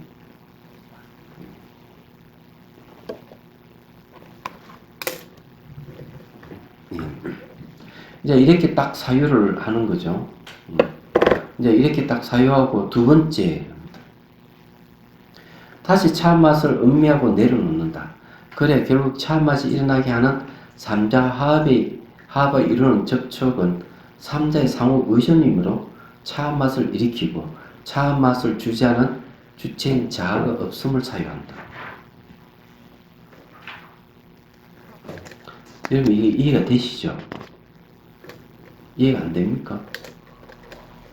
지금 여러분들이 지금 이걸 공부하고 있는 거는 분석 사유하는 방법을 제시를 하고 있는데 이런 식으로 분석을 해야 돼요. 이러면 이걸 대성 이파사나를 여기서 지혜가 생겨요. 우리는 터무니없는 것으로 오해를 사고 터무니없는 것을 가지고 미화를 시키고 이런 경우 많아요. 그 말은 뭘 얘기하는가 하면은 원인과 조건이 갖춰져서 생기는 게 아니고 그런 것을 잘 분별하는 게 아니고 아무거나 갖다 붙여서 이 얘기를 한다 이게요. 그러면은 진실이 아닌데도 여러 사람이 와 그 하고 막 입을 대고 하면 그 진짜가 되거든요. 가짜인데도 그게 무서운 거죠. 근데 이런 것을 우리가 공부를 하면서 명확하게 이런 과정을 거쳐서 이런 게 생기고 이렇게 사라지고 하는구나. 그 여기는 자아락하는 게 없구나 하는 인식을 분명하게 하면 착각과 왜곡이 훨씬 줄어들죠. 예. 법정에 가는 일도 줄어들고 딱 그런 거예요. 예, 예를 들어서 혀와 찬물과 미각, 의식, 삼자가 만나야 맛이 나는데 하나만 빠지면 어때요? 혀가 빠져도 맛이 안 되는 거예요. 찬물이 없어도 맛이 없어요. 미각, 의식이 없어도 차맛이 안 나요. 그래서 이 얘기는 삼자가 만나야만 차맛이 나기 때문에 차맛을 음미할 때에는 거기에는 벌써 자아가 없다는 걸 의미합니다. 자아가 있다면 어떻게 되는 줄 압니까? 혀가 없어도 맛을 음미를 하고 차물이 없어도 맛이 음미가 돼야 돼. 미각 의식이 없어도 맛이 음미가 돼야 돼. 자아가 모든 걸 다 하니까. 그런 거 없다 이게 여기 있어.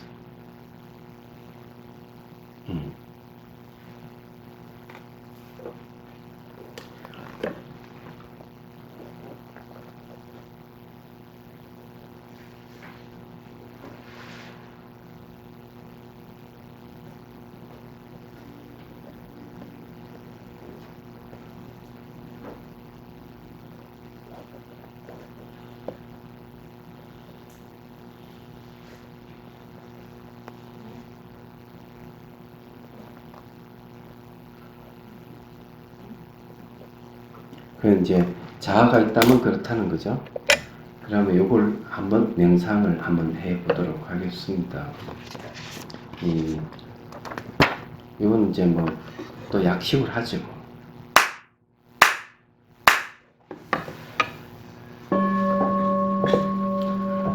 자, 숨을 들이쉬고 내쉬고 어깨 힘을 쭉 빼고 척추는 곧게 쉬어.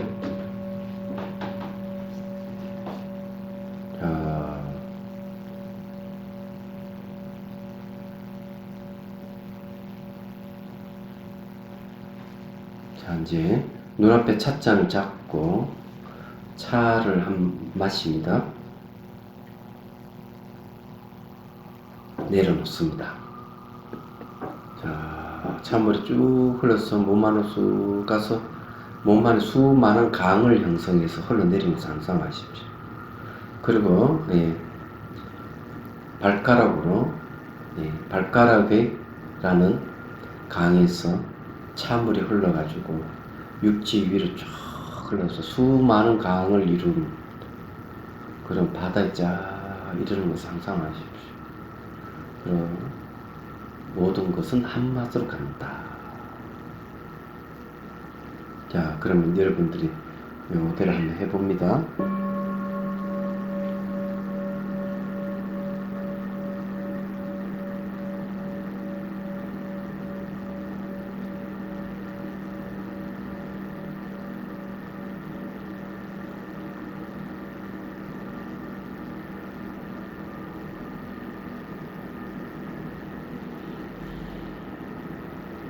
자, 다시 눈을 뜨고 찻잔을 다시 잡고 다시 한 모금 마십니다.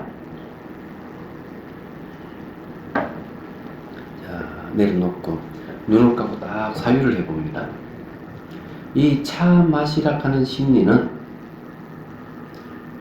차물과 혀와 만나. 두 개 만나면 미각의식이 일어나고, 그리고는 혀와 차물이 놓을 수 있는 마당을 형성한다 생각하십시오. 그 다음에 다시 차물과 혀와 미각의식 3자가 만나서 차 맛이 생긴다는 걸 사유해 봅니다. 자, 여러분들 해봅니다.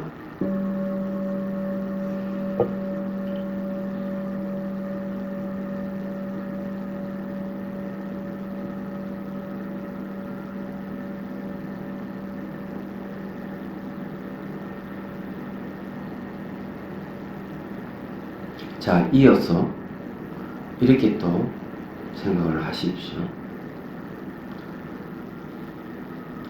차 맛이 일어나게 하는 혀와 차물과 미각의식 3자의 합에서 차 맛이 일어난다면 여기는 3자의 상호 의존으로 차 맛을 일으키고 차 맛을 주재하는 자아가 없다고 사유합니다.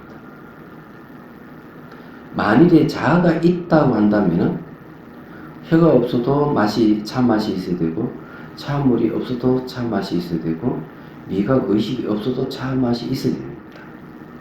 그렇지만은 차물이 없으면 차 맛이 없고, 혀가 없으면 차 맛이 없고, 미각 의식이 없어 차 맛이 없는 걸 보면은 3자 합에서 차 맛이 난다는 것은 결국 자아가 없다는 걸 알 수가 있어요. 그럼 여러분들이 한번 이렇게 사유를 해봅니다.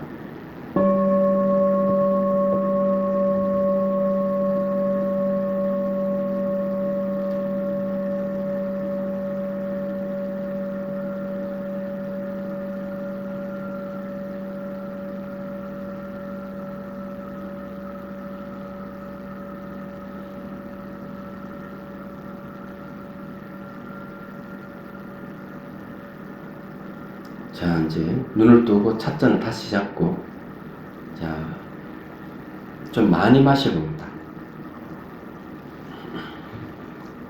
내려놓고 가만히 차말이 목을 통해 쭉 흘러들어가는, 몸으로 쭉 흘러들어가는 걸 좀 지켜보십시오. 그리고 이렇게 생각합니다. 만일에 내 몸속에 자아가 있다면은 차물이 배 속으로 들어갔다면 배 속에서도 차 맛을 느껴야 할 것이다. 그러나 배 속에 들어간 차물의 차 맛은 감지할 수가 없다. 그러면은 주지하는 자아는 존재하지 않는다고 확인할 수 있습니다. 자, 그러면 여러분들이 한번 그냥 확인해 봅니다.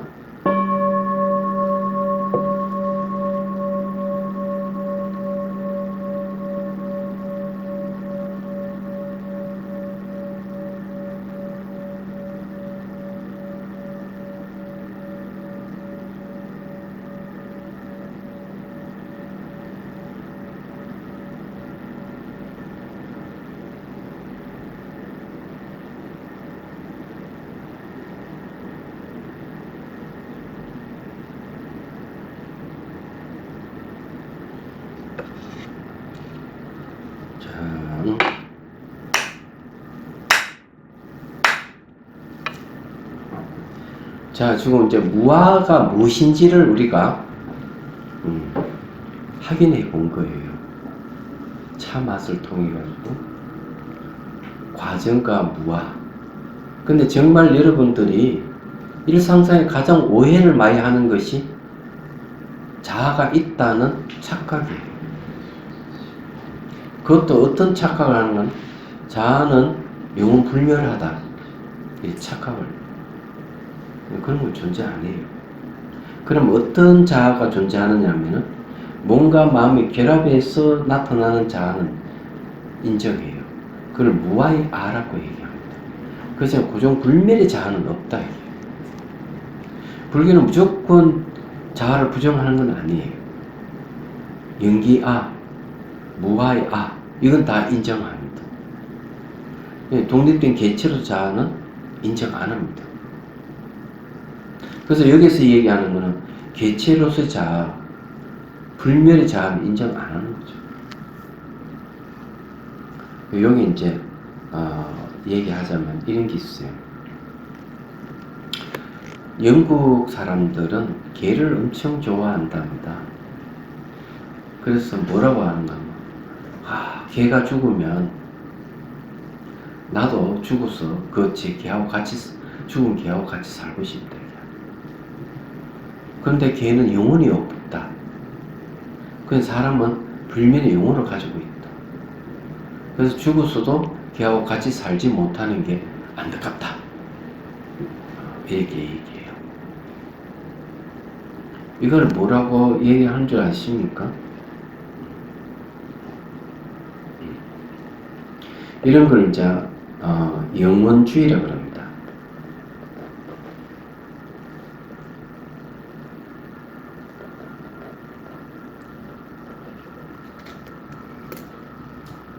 근데 이제 한 사람 또 이렇게 얘기합니다. 무슨 소리야? 사람도 어차피 동물과에 속해. 사람이 죽으면은 개도 죽지만 사람도 죽어서 끝나버려. 만나고 자시고 없어. 죽으면 아무거나 안 남아. 이렇게. 이걸 뭐라 합니까? 허무주의라고 그래요. 그래서 개는 죽어 없어지지만 사람은 죽어도 영혼은 남는다는 것은 영원주의, 절대주의를 얘기해요. 반대로 죽으면 아무것도 남지 않는다가 허무주의를 얘기해요. 그런데 이 둘 다 부정합니다. 영원주의는 불가능해요. 영원한 자아가 있다면 죽었어도 그 자아가 살아 있어야 되는데 몸을 해부해보면 없어요. 불멸의 자아는 찾을 수가 없어요. 그 다음에 사람이 죽으면 그뿐이다 한다면 태어나는 애기들은 어떻게 이해해야 되는 거야? 말이 안 되잖아요. 그래서 우리는 영혼주의도 아니고 허무주의도 아니에요. 두 양극단 떠나야 돼요. 그래서 이제 불멸의 자아를 이렇게 아니라고 이렇게 이제 얘기합니다. 이게 중요해요. 이제 여러분들이 이제 여기에 어디까지 가는가 하면 해탈 자유까지 이제 갑니다. 가는데 마음이라 하는 거는 전찰나서 사라져. 그럼 똑같은 마음이 후찰로 딱 일어나. 또 후찰의 마음이 또 전찰로 사라지면 또 후찰의 마음이 또 일어나. 이렇게 해가지고 전생에 가지고 있던 거, 이때 살아왔던 모든 정보를 계속 상속해요. 부모가 자식에게 재산을 상속하듯이. 그런데 이것이 변하기 때문에 유가 아니에요. 그건 영혼주의가 아니죠. 그럼 변하면서 소멸해야 되는데 변하면서 소멸하지 않아. 허무주의가 아닌 거예요. 이런 걸 중도라고 해요.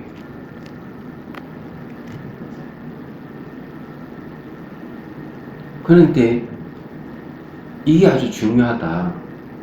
우리 일상생활에서 양극단을 지향하는 사람이 있거든요. 이런 사람은 굉장히 무서운 사람이에요. 영혼주의로 가면은 영혼주의든 허무주의든 다 윤리적인 문제를 발생해요. 그래서 이걸 하면 안 된다는 거죠. 우리가 자아가 없다는 차맛을 통해서 캐치해야 되는 이유예요. 말하자면 말이죠. 네. 이런 거예요. 영혼주의를 주장하는 사람은 어떤 문제를 야기를 하느냐 하면 내가 도둑질을 하든 살인을 하든 무슨 상관이요? 나 안 죽어. 내 영혼은 죽지 않아. 그래요. 그럼 반대로 얘기하면은 영혼주의 성격을 가진 사람은 온갖 비리와 나쁜 짓을 다 해도 내 영혼은 죽지 않고 영원하니까 그 값을 안 받아. 결과가 없어. 이래버려. 그게 무서운 거예요. 이런 사람이 사람을 겁없이 죽일 수가 있어요. 물건을 함부로 빼앗을 수가 있고 성폭행도 막 함부로 할 수가 있고 결과를 인정 안 하니까. 그게 무섭다. 두 번째 허무주의는 이런 거예요. 아니 내가 뭐 살인 강도를 하든 사람을 죽이든 무슨 상관이야. 죽으면 아무도 남지 않는데. 죽으면 아무도 남지 않기 때문에 내 마음대로 한다 얘기야. 윤리적인 문제가 발생하는 거죠. 그래서 이 영혼주의나 허무주의를 빠지면 안 되는 거죠. 안 돼요.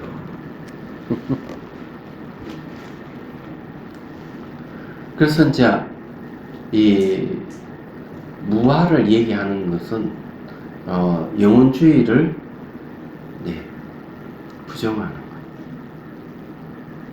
또 허무주의도 또 부정해야 되겠죠. 그럼 차후에 내가 다시 한번 그걸 정리를 하겠습니다. 그래서 이제 이 윤리적인 문제가 발생한다.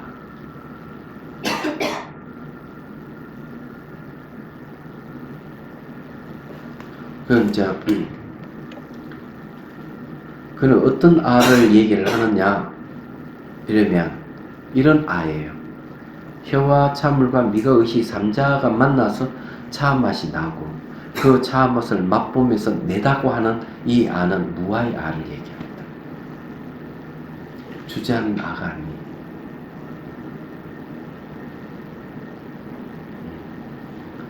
무아의 아다 하는 걸 얘기를 하고 싶어요.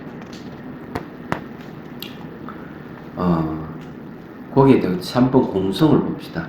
또다시 차를 음미하고 내려놓는다. 그래 찬물과 혀와 미가 의식 3자의 장에서는 고정되어 있고 독립된 스스로의 존재는 없다. 그러므로 일어난 차 맛은 자성이 아니다. 변한다. 변함으로 차맛을 잡을 수도 없고 눈을 볼 수도 없어 자성이 공하다는 것을 사용한다. 여기 이제 이 공성이 바로 무아의 아가 되겠습니다. 스님, 무아에 나가요. 불변을 이야기해요. 아니. 수용과 불변이 불변.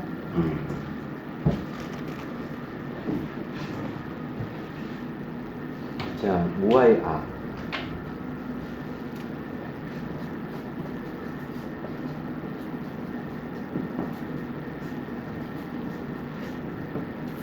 아는 안데 내용이 무아예요. 그러면 이걸 뭘 얘기하는가 하면은 이런 걸 연기아라고 얘기해요. 이런 말 아마 안 들어본 적이 있는지 중도아라고 해요.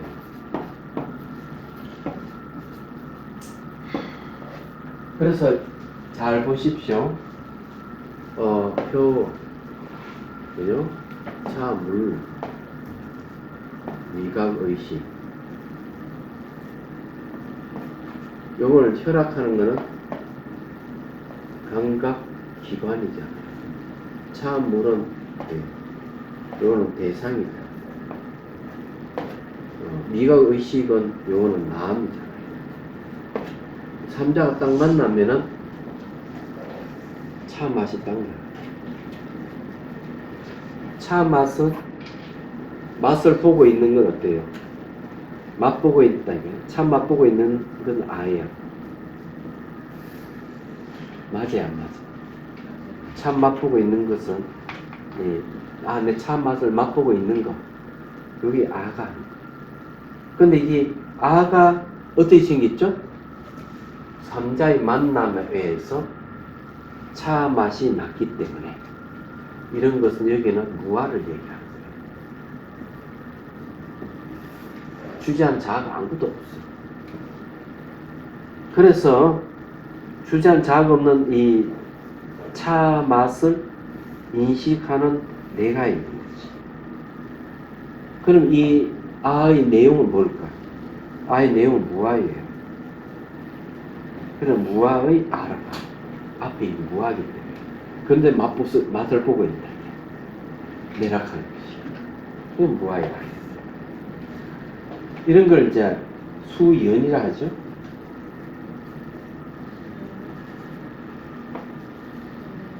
이거는 무아의 아는 수연이에요. 그래 보면. 그렇지만은 이 자도 무아고 이것도 무아는 같은 무아는 불변이 불변. 여기서 말하는 무아나 여기서 말하는 무아는 불변이 안 바뀌어요. 만약 불변 수연을 얘기하면 이렇게 얘기해요.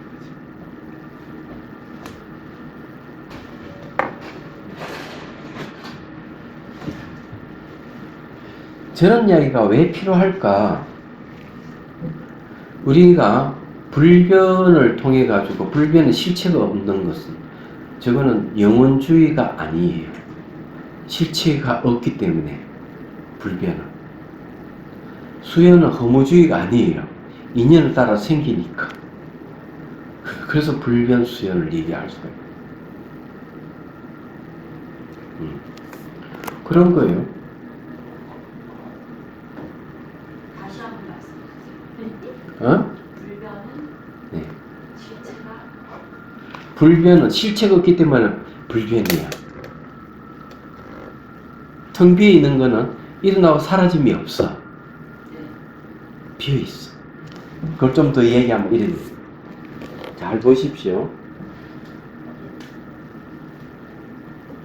자, 이제 우리 이제 마음을 보통 이제 얘기를 할 때 하나는 불변을 얘기하고 하나는 수연을 얘기해요.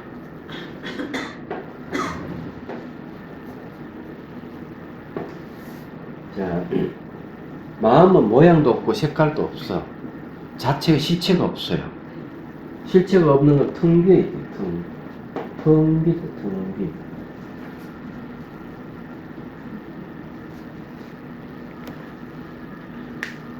저 마음은 텅 비어 있어요.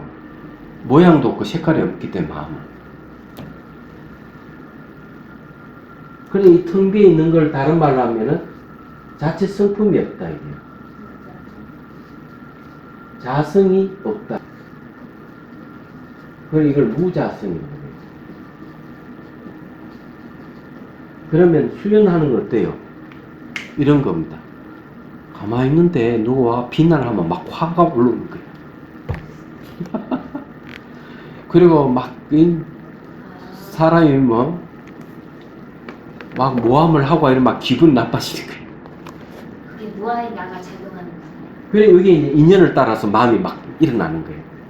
마음이 막 일어나는데 보면은 지나가면서 흔적을 안 남겨요. 있는 마음이. 그래서 이것도 자체 성품이 없어. 무자성이에요. 요 무자성과 무자성은 똑같아요. 그럼 무자성이 뭘 하는가? 다른 말로 하면 공이라. 이거. 또 다른 말로 하면 이건 무아라고 해요. 다 같은 말이에요. 그럼 무아에게 아가 작용한다 이렇게 보면 돼요. 무아의 아는 거야. 아는 아는데 내용이 무아야. 무아인데 아가 그냥 작용하는 거 맞죠? 수연? 그렇지. 마음 아가 작용하는 거는 전부 다 인연을 따라서 작용하는 거야. 그래서 아 자체는 자성이 없어요. 자성이 없는 아예요.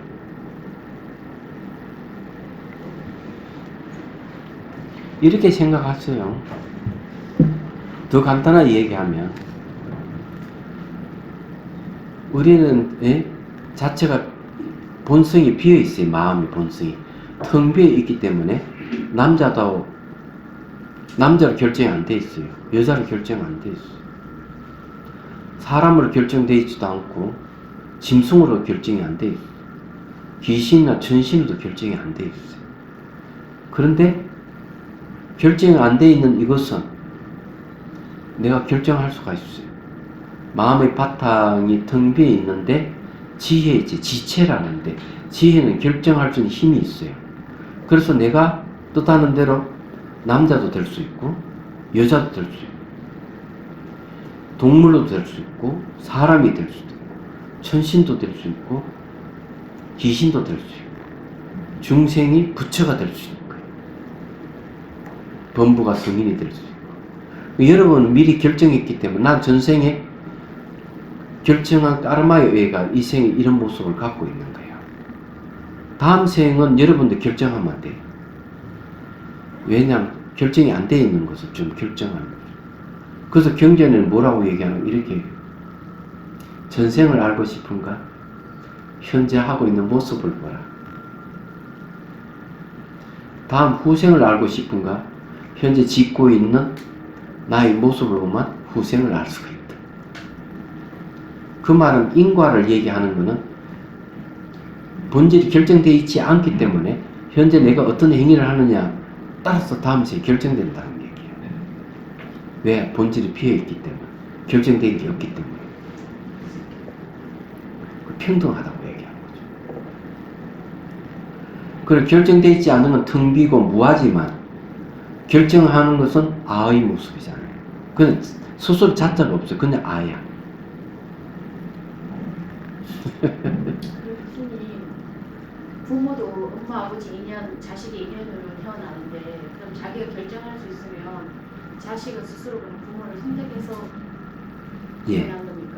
그거는 그래서 처음에는 선택하는 힘이 없을 거예요. 그렇지만 그런 것은 까르마에 의해 가지고 부모를 선택해요. 예, 까르마도 자기가 이죠. 그 결정은. 그래서 태어날 때 능경 주석서에 보면 그렇게 나와요. 내가 이 아이가 들었을 때는 부모가 지대한 인연이 있는 아이는 유산을 하지 않고 태어나지만 한쪽에 어머니 쪽이든 아버지 쪽이든 인연이 약하면 중간 유산할 가능성이 있다. 이렇게 얘기해요. 말하자면. 그런데 이제 이렇게 얘기합니다. 태어난 아기가 남자, 그 뱃속에 들어온 애가 남자아이라 그러면은 이거는 꿈에 뭘로 나타나는가 하면은 네, 어머니하고 같이 이렇게 동침하는 꿈. 아버지를 밀어내고 분노를 일으키면서 그 영혼이 그렇게 한다는 거죠. 그러면 그 영혼은 남자아이로 태어나는 거예요. 여자아이라 그러면은 자기 어머니한테 질투를 일으키고 아버지하고 동침을 하는 거예요. 그 영혼이. 그러면 그 영혼은 여자아이로 태어나는 거예요.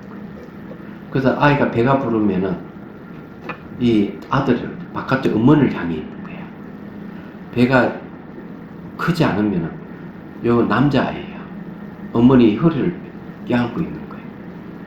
그러니까 배가 부르는 거는 밖에 있는 아버지를 향해 있기 때문에 배가 부르는 건 여자아이고 배가 작은 것은 남자아이라는 거죠. 어머니 허리를 껴안고 있기 때문에. 이렇게 표현을 하는 거예요. 얘기하자면. 근데 웨드비스 콤플렉스라고 하는 말이 벌써 그거 나오는 거죠. 용건 시절에 나오는 거예요. 아버지를 분노의 대상으로 생각하는 거죠. 근데 어머니하고 결합을 하고 어머니를 질투의 대상으로 보고 아버지와 결합을 하고 이래서 남녀가 결정된다는 거죠. 네? 선생님 어플이 이래서 그런데 이제 수행을 해가지고 지혜가 개발되잖아요. 그럼 자기가 어머니를 직접 선택이 가능해요. 선택이 가능하고 성별도 자기가 결정해요. 그러니까 태어날 그 어머니 가문, 그러니까 아버지 가문의 어떤 가문인지 알고 들어가는 거죠. 말하자면. 네. 그래서 그 성인들은 어머니 태속에 들어갈 때도 깨어있고, 깨어있으면 성인이다. 어머니 태속에 들어가서 이렇게 머물 때도 깨어있으면 성인이다. 아이가 태어날 때도 의식이 깨어있으면 성인이다. 이렇게 나와있어, 경전에는. 그 우리는 그렇지 못하고 자기 지금 까르마에 매여가지고 결정해버리는 거예요. 그래 내도록 남을 몬살 굴고 해치고 이러면 지옥으로 가버려요.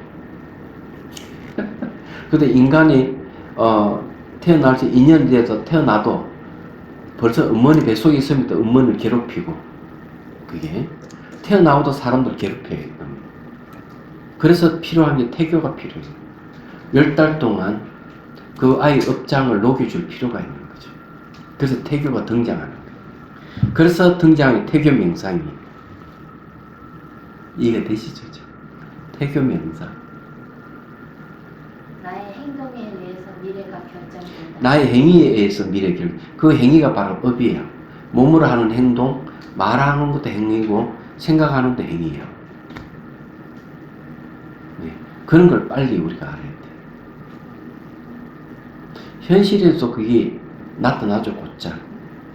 자기가 말한 것에 의해 가지고 나한테 되돌아오잖아요. 근데 사람 몸 받기가 힘들다 이런 말을 불교에서 하시잖아요. 그러면 우리의 행위가 엄청나게 죄가 많다는 거예요. 사람 몸 받기 굉장히 어려워요. 어렵다고. 그 뜻을 사람 몸 받아야지라고 자기가 생각한다 해도 행위가 죄를 지으면 받을 수가 없는 거예요. 그래서 이제 이런 공부를 하면서 행위가 바르게 하는 거죠. 몸으로 행동하는 것도 행위지만 말하는 것도 행위고 생각하는 것도 행위거든. 이런 공부, 지혜의 가르침 공부를 하면은 말과 생각과 행동이 지혜하고 관계되는 행동을 하게 되죠. 그러면 사막도를 가지 않는다는 거죠. 얘기하죠. 그래서 이런 공부를 해요. 우리가 공부하는 건 내 생의 행복을 위해서 한다. 이런 생각을 할 수 있다. 다음 생의 행복을 위해서 지금 우리가 공부를 하는 것이죠. 불교에서 보는 과거, 현재, 미래를 얘기하는 거예요. 삼세를 얘기를 해요. 그걸 아셔야 돼요. 유교는 과거생만 얘기해요. 창조주를 매개라는 종교는 미래생이 없어요. 현재생에서 끝나요. 그거는 다음에 태어난다는 거 얘기 안 하니까. 단지 지옥에 있냐 천국에 있냐만 있어요. 그냥 불교는 전생, 현생, 내생을 얘기해요. 그게 미래생이죠. 그게 다른 거예요. 보는 관점 상당하게. 유엔에서 80년대인가 언제 한번 미국의 어느 시에서 명상인들을 몇 명을 명상을 했더니 그 일주일 동안에 범죄가 줄어지고 뭐 이런 게 있다고 이제 책에서도 나오고 있는데 지금 말씀하신 게 하와이나 이런 데서도 보면 불교가 아니지만 각 그 인종마다의 신고의 사법을 정화시키는 그런 저는 원주민들도 다 있는데 이 명상을 통해서 에너지가 있고 스님들 수련 자체가 그게 실험을 했어요. 네. 어떤 실험이냐면은 범죄를 저지른 사람 알려주지도 않고 100사람 속에 딱 집어넣는 거예요. 근데 그 사람이 누군지를 모르죠. 근데 100명 다 불안하고 별로 기분이 안 좋고 그런 거예요. 근데 이제 명상하는 분은 100명 속에 딱 집어넣는 사람이 다 편안해 안정을 하는 거예요. 예. 왜 그럴까 이게? 마음에 영향을 주기 때문에. 예. 그는 이제는 과학적으로도 증명이 돼요.